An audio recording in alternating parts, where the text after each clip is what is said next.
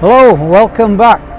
Today I'm in Liverpool and I'm outside the former mansion house of John Bolton Esquire. This today is 116 Duke Street. When Bolton moved in here around about 1789, it was number 62 and he had his counting house around the back at 14 Henry Street. House numbers often changed in those days until regulation came in 1855. Bolton was born in Westmoreland in the northwest of England. On the 22nd of March 1756, Bolton was born in King Street in the little market town of Ulverston. His father was an apothecary. I suppose the equivalent today would be a pharmacist or a druggist. And he lived in a house which once stood on this very spot and which later became the Hare and Hounds public house.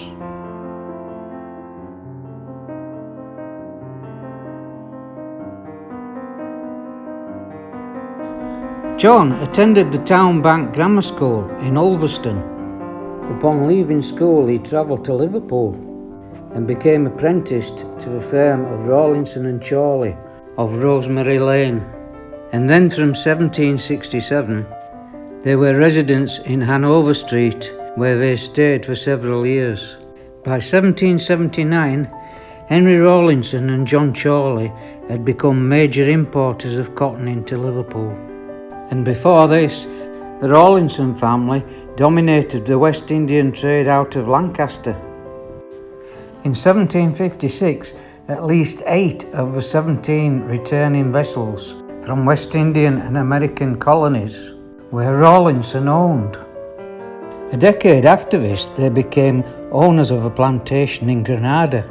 After a few years of apprentice to Rawlinson and Chorley, John Bolton was sent out to St. Vincent in the West Indies.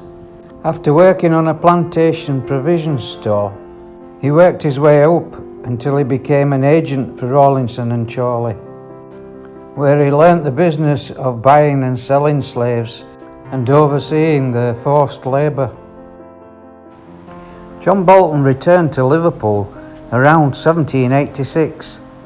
By this time he had made enough money in the West Indies to start his own business as a slave trader.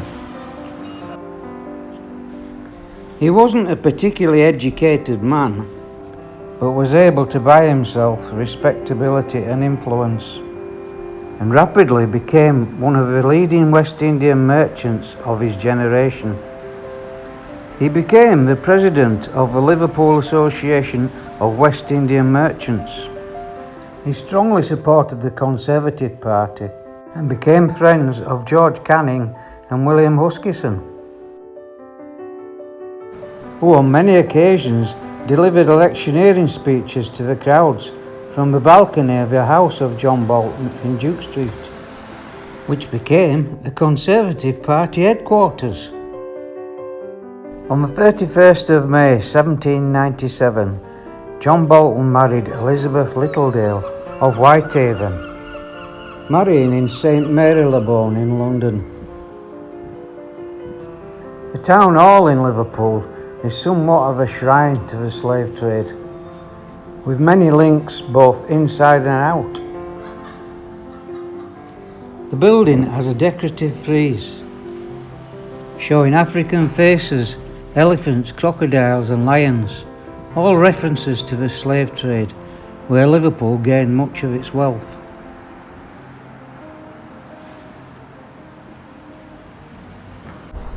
The walls in here are adorned with portrait pictures of slave traders,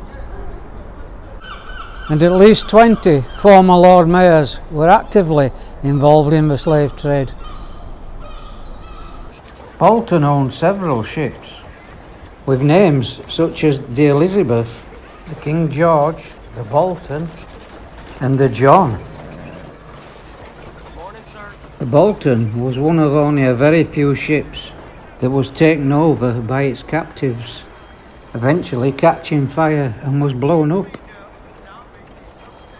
Through the 1790s, his profits from the trade in slaves sugar, rum and cotton were rarely less than £38,000 per annum.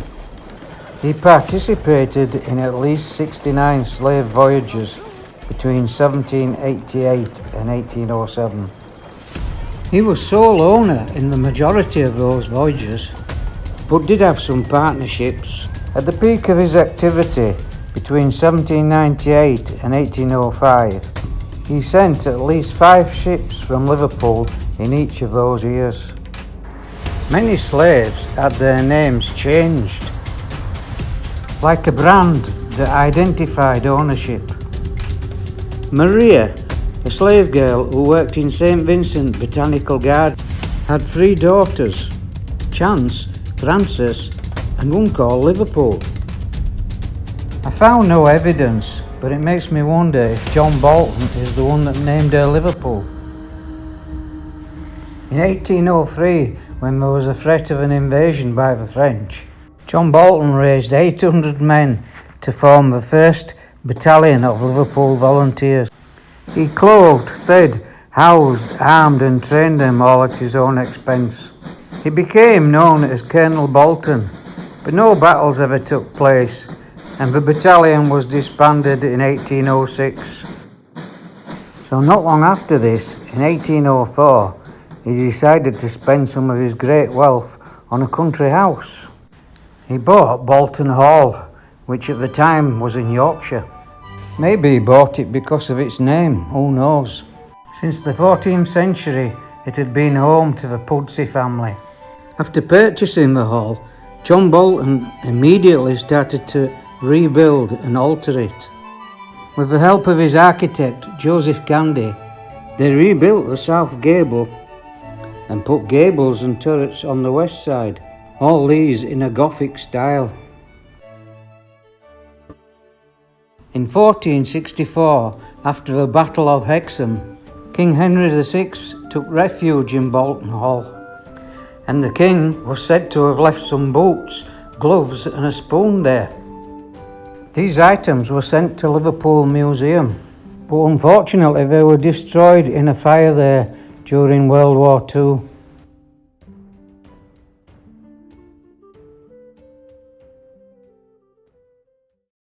When customs jerker Brian Blundell died, the office became available and John Bolton recommended a certain Mr. Edward Brooks.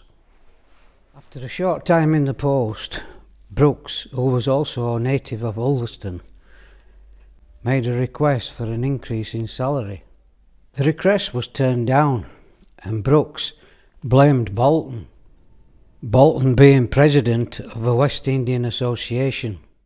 Each time their paths crossed, Brooks would throw insults at Bolton. This carried on for some time, until eventually a meeting was arranged to have a duel.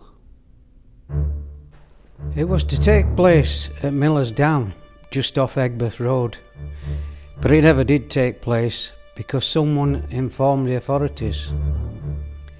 Once again, Brooks blamed Bolton, but it was eventually proved that it was one of Brooks' friends who informed the authorities. The pair of them were arrested and bound over for 12 months to keep the peace. Before the year had elapsed, on a winter's day on Castle Street in 1805, John Bolton was in the presence of Mr. Thomas Earl. This is Castle Street today. Slightly different from what it was in 1805. It was while walking down here one day with Thomas Earl that Brooks approached him again. The constant harassment and insults were in such a way that Mr. Bolton felt he had no choice but to issue another challenge to Brooks.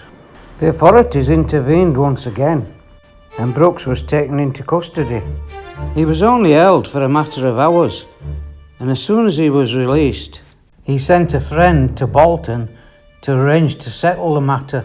And on the 20th of December 1805, Brooks and Bolton came together again, in a field which was only 200 yards from where Brooks lived, in Dolby Street, not far from St. Jude's Church, which was demolished in the 1960s to make way for the Royal Hospital. By the time they arrived at the designated area, it was dropping dark. Brooks had Mr. Forbes as his second. Bolton had Mr. Harris, who had also taken the precaution of bringing along Mr. Park, the surgeon. The tension was also increased as the seconds had difficulty in loading the pistols. Brooks fired his pistol first, but completely missed. Then Bolton shot Brooks in the right eye. He was killed instantly. At this, Bolton hurried from the field and stayed in hiding. But on this occasion there was to be no trial. Brooks's friends stated that he was fully to blame. After that episode in his life, a new era was about to start for Bolton. Even though he still had Bolton Hall, he bought a new mansion on the banks of Windermere. And what he turned it into was something spectacular.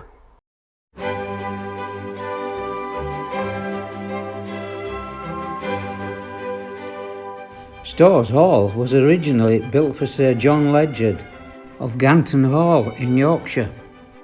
Built in the mid-1790s, the house was a square plan villa. But with the help of his architect, Gandhi, they totally remodelled and extended it.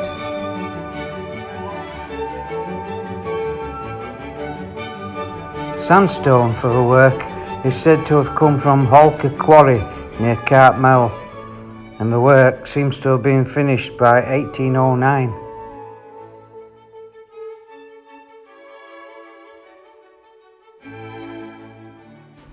While Sir John Ledyard was the owner, he had a temple built reaching out into the lake.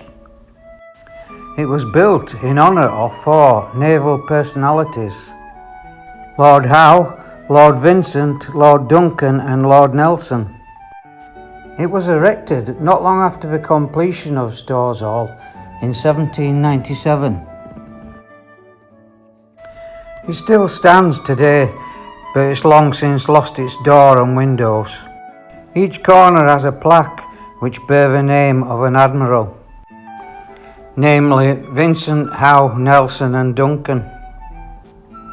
It was used as a summer house, from which the owner's guests could watch the many yacht races held on the lake. The causeway to the temple used to have a battlemented wall on the south side, as you can see on this sketch. It seems that John Bolton spent a lot more time here than he did at Bolton Hall. The house was well kept. There was a butler and 2 footmen, a housekeeper, a cook, a kitchen maid and 3 housemaids, and the coachman was often brought in to wait at the tables. The wives of the employees on the estate used to weed the paths for 2 and 6pence per day, and a garden boy would get a penny for each tail of a mouse that he'd caught.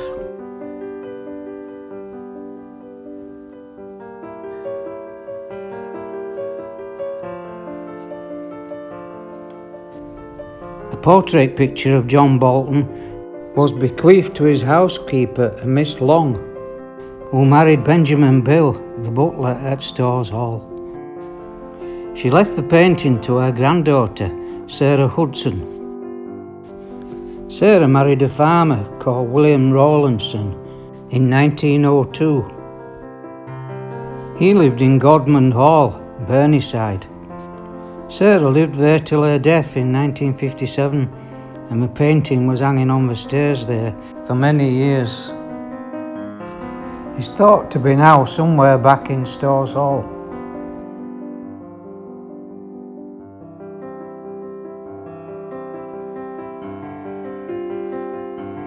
Inside the rotunda, a circular top-lit hallway, there's some magnificent coloured glass windows which reflect the sunlight all the way around.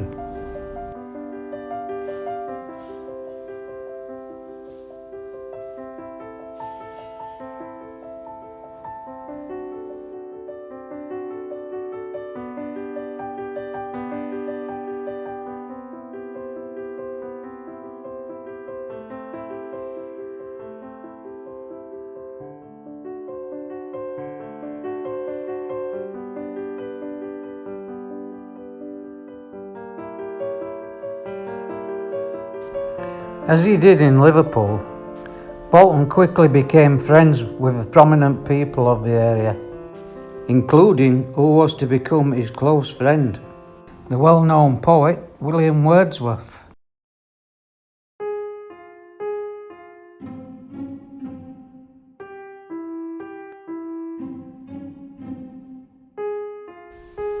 Alone she cuts and binds the grain, and sings a melancholy strain.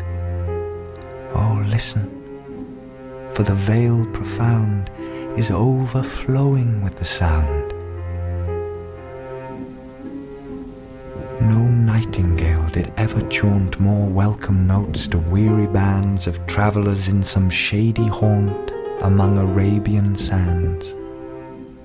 A voice so thrilling ne'er was heard in springtime from the cuckoo bird, breaking the silence of the seas among the farthest Hebrides. Will no one tell me what she sings? Perhaps the plaintive numbers flow for old, unhappy, far-off things and battles long ago. Or is it some more humble lay, familiar matter of today? Some natural sorrow, loss, or pain that has been and may be again?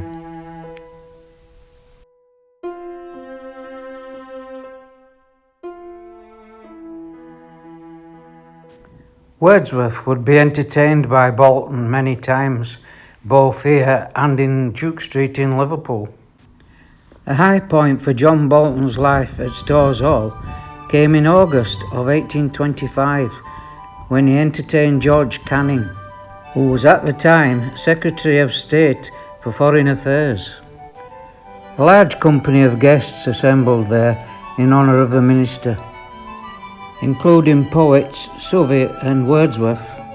Professor Wilson, who only lived 2 miles away at Elleray, who incidentally in 1811 married Jane Penny, the daughter of another Liverpool slave trader, James Penny. Also there was Sir Walter Scott, who was apparently invited by Canning himself. A large regatta was held on Windermere, with no fewer than 50 barges, following Professor John Wilson, who was Admiral of the regatta, and pausing along Storrs Hall to allow Bolton and his guests to take pride of place. Bolton was the usual winner of the boat races, with his aptly named boat Victory, although it was beaten in the regatta of 1830. There were 4 boats kept at Storrs Hall: Bolton's own Grand Cedar barge and 3 rowing boats, one for Bolton, one for staff and one for visitors. Of course, the house today is a beautiful hotel and has been since 1892. And when I visited, the general manager, Andrew, was very welcoming and accommodating, giving us the freedom to look around and even a guided tour of the extensive cellars. In fact, all the staff were very friendly and we thoroughly enjoyed our visit. On a side note, the magnificent bar in this room is actually called the Tower Bar, on account of its previous location in the Blackpool Tower ballrooms. The first Windermere Grammar School was founded in 1613, and the first purpose-built schoolhouse was at the bottom of Brant Fell in Bowness. And the house still remains to this day as Laurel Cottage. The school building had served its purpose for over 200 years. By the 1830s, a new school was required, and the favoured land to build one on was at the top of the hill, with magnificent views looking over the whole of Bowness village.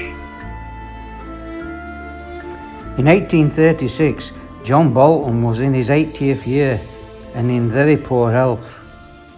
He came forward with a proposal to build a school at his own expense. An article in the Westmoreland Gazette for February 13th, 1836 reads, "That fine old English gentleman, John Bolton, Esquire, of Storrs, is about to crown his benefactions by a magnificent work in the erection of 2 schools under one roof, one for boys, the other for girls, in the village of Bowness. The school, designed by Mr. Webster, is to be a beautiful structure in the Old English or Elizabethan style. John Bolton was residing in Liverpool at the time, and his health was such that he couldn't make the long trip from Liverpool to Bowness.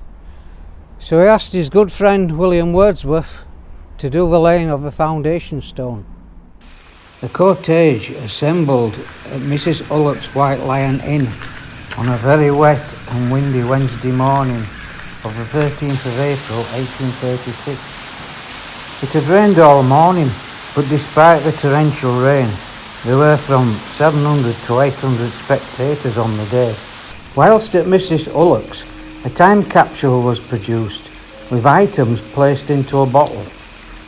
The Reverend Robert Graves put into the bottle parchment with Bolton's name, age and residence, etc. Captain Thomas Stamp put in silver coins of the reign of George III and IV, and William IV in a half crown, shillings, sixpence and the new silver 4pence. Little Miss Ullock, only in her 2nd year, was there to place a silver 4pence. Also placed in the bottle was a copy of the Westmoreland Gazette. On this day, Wordsworth made his only ever known public speech. So Wordsworth started his speech as follows.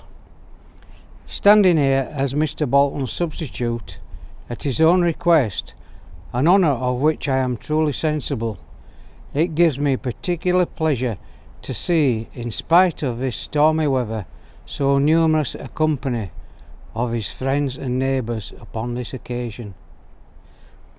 I can't read all the speech because it's far too long, but I do have it all here.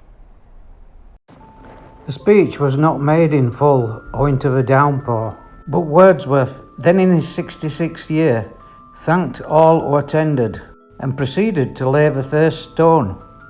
He descended a step ladder and deposited the bottle in the cavity which was covered with a brass plate. Closing the day, a ball was held in the assembly rooms, attended by about 50 ladies and gentlemen. So the school was built on top of the hill. It can be seen in this old print from about 1840. This is the same scene today. The school would have 2 spacious rooms, capable of containing at least 100 children, with separate playgrounds for boys and girls, and a library room for the school, which would also contain books for the benefit of the neighbourhood. Bolton never saw the school open. He died in his house in Liverpool on the 24th of February 1837. His widow Elizabeth officially opened the school on the 20th of September 1838. Over the south-facing door used to be this stone inscription, which is now built into a wall on Brantfell Road.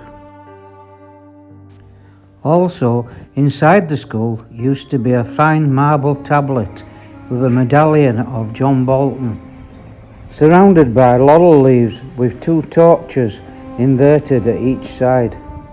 Also 2 lamps. The lamps and torches are funeral emblems referred to in the inscription. This plaque is now placed in front of what used to be the Windermere Endowed School, which is now apartments.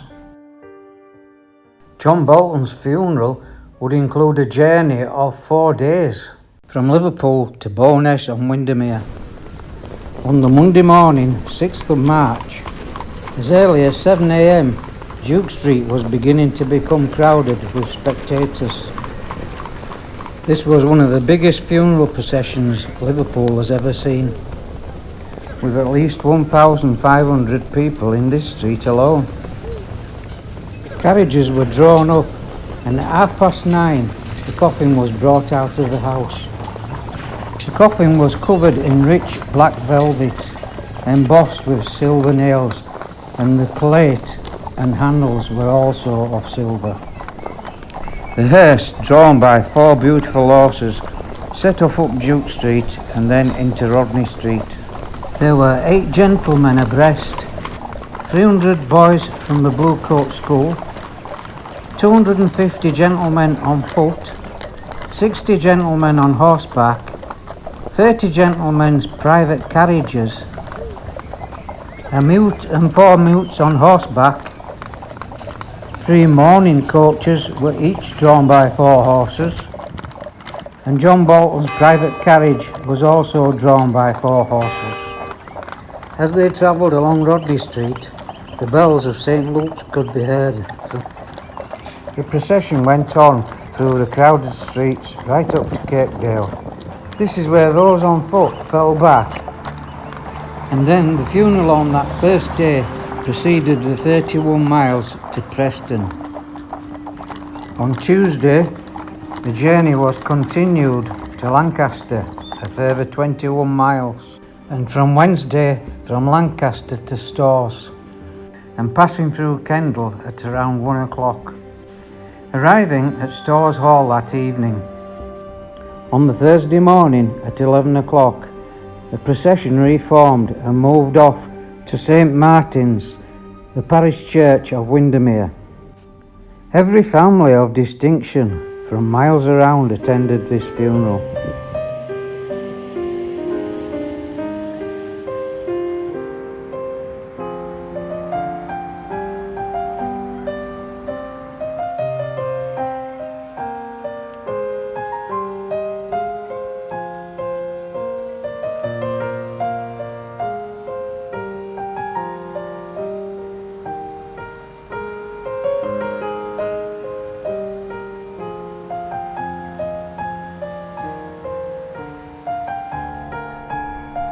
So John Bolton was finally laid to rest in the vaults here.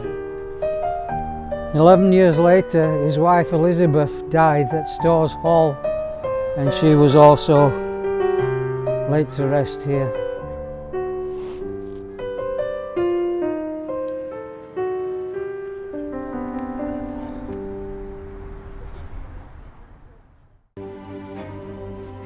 A direct link to Liverpool's involvement in the transatlantic slave trade can still be seen in Liverpool today.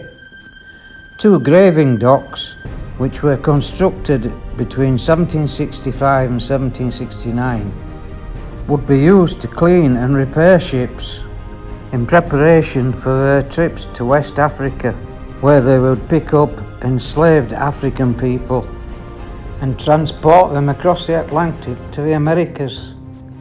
Merchants from Liverpool were responsible for transporting between 1.4 and 1.5 million Africans. From 1750 right up until abolition, Liverpool sent more ships to Africa than all the other British ports combined. Over in the West Indies, remnants of the slave-worked industries can still be found. Machinery which was mostly made in Britain. John Bolton had been in a partnership with his wife's brother, Anthony Littledale. Anthony is known to have died before 1825, and the Bolton Hall estate had passed to his widow, Mary Littledale, in 1833, and she lived there until her own death in 1855, aged 75. When Elizabeth Bolton died on the 22nd of September 1848, the Storrs Hall estate passed to her nephew, the Reverend Thomas Staniforth, the son of her sister Mary, who incidentally was the first crew captain for Oxford in the first ever university boat race in 1829. He was also first chairman of governors for the John Bolton School and presided at practically every meeting for 45 years. His father Samuel and his grandfather Thomas were both slave traders and both ex-Lord Mayors of Liverpool. This is the story of just one man who made a fortune off the backs of many suffering people. But many more people made great wealth and lived in luxury, right up to the present day.